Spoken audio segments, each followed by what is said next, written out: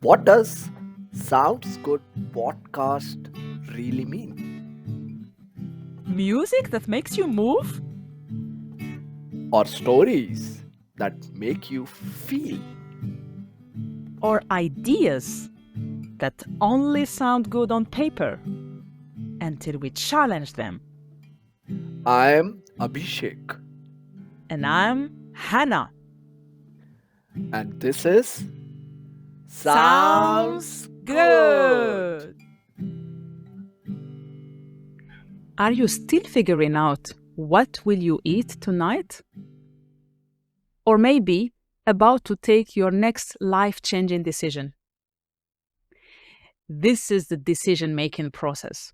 It could be as complex, whether for life-changing decision or for the next simple thing like having dinner.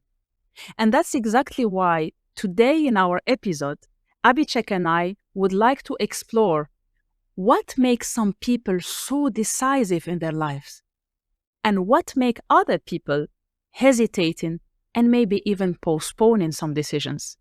And especially, what is the price to pay whether you are a fast decision maker or a slow decision maker?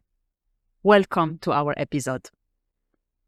Abhishek, you and I have something in common. We both changed life, lived in multiple countries, and we had to take life-changing decision. Was it easy for you to take those decisions? And who helped you making those kind of life-changing decisions? So let me tell you, I was not very good at taking decisions in the past. But what I realized over the years that not taking a decision is also a decision. What I mean is, if somebody wants to eat something, but not eating anything is also a decision in a way. And that sometimes in the past has costed me a lot. And that's why now I usually take decisions based on the cost I might pay if I don't take decision at all. So even if it turns out bad, then also I take decision. So as you said, moving to different countries, if I would not have taken those decisions in time, not taking decision would have costed more, and that's why I took the decision. Whether it's right or wrong, only time tells us, but I'm happy that I took all those decisions in my life. One more thing, Hana, on decision making, which you mentioned, is some people are very good at taking decisions and some are not. Do you have any viewpoint why some people are not good at it? This is one of my favorite topics.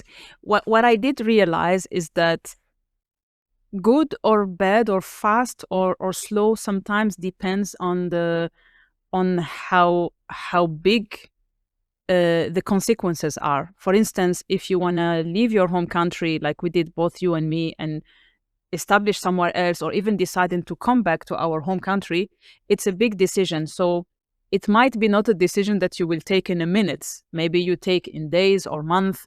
So sometimes being always a fast decision maker is not always a good decision maker, because decision making is also risk taking, is also weighing the pros and cons. And sometimes in order to take decision, you cannot take it on your own. You need advice from people around you, whether loved ones or people that went through this experience, and you grab some wisdom from those people that will help you take in your decision. So fast decision maker, first message to our listeners, is not necessarily good decision making. On the other hand, slow decision maker, for example, to buy a house, of course you need time, because you need to have the finance, you need to think about it, and you need to plan. So again, this is a good example also of slow decision maker. Now, for me, what I consider personally as good or bad is that, was this decision thought through? Whether fast or slow, was it thought through? And this is where I realize sometimes that we take some decisions on the spot because we react, whether we are impulsive. I personally took also some very quick decisions, some of them that I regretted, to be honest. This is also one of the price to pay when you decide quickly or based on emotions. And on the other hand, as well, the thinking and the gut feeling. And for me, why I really love this decision making process is that we can all of us get better at decision making. And as I said, whether it's buying a house, moving country, or deciding what to cook or what to eat for dinner, it's the same process. So for me, a simple framework is whether you do it in your mind when it's easy to define what you want to eat for dinner, or you take a paper and a pen and you write it for life changing decisions. It's interesting to see and identify and write. This is maybe an exercise for our listeners to write, for example, what is pro your decision. So if you take this decision, what could be a potential positive outcome? And you just try to take time and reflect. What would be the first point, the second point, as much as possible. And then on the other hand, you can also write what could not go well or what could go wrong. What could be the negative consequences? What could be the price to pay? For instance, if you leave your home country, the price to pay is that you will start getting distance from your family. You might lose part of your roots. So this could be some of the consequences.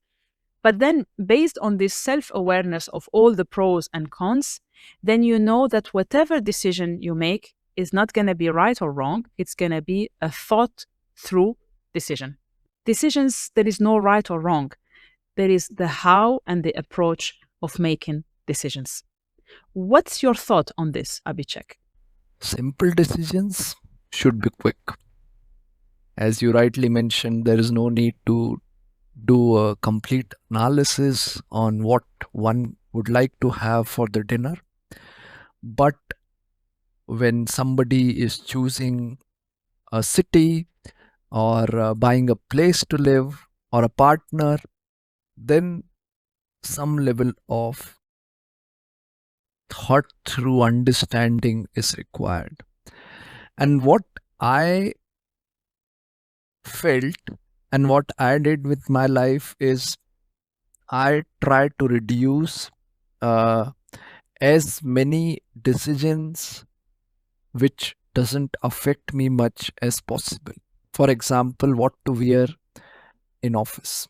I standardized it to wear only white shirts with some dark pants. So that decision making got reduced to a great extent. Then even in food, one can standardize if he or she would like to have fruits, dry fruits, some yogurt every day. Certain part of decision making get reduced drastically because one knows that these are good for health, and at the same time you need not have to think every day what should I have more, because those things will already be part of your plate. So I would rather recommend that for smaller things standardize, and for bigger thing, as you said, I would also like to have an inversion model where one can think what could go wrong and just try to see how these things which could go wrong can never happen. When you were talking, Hana, I was just thinking, does it happen sometime that people who know more become bad at decision making rather than people who have no idea? And just to give an example, if you look at all startup founders, most of them are passed out of college, have no background in business, have no baggages from the past, haven't done any detailed analysis of business model, but still they survive and they succeed.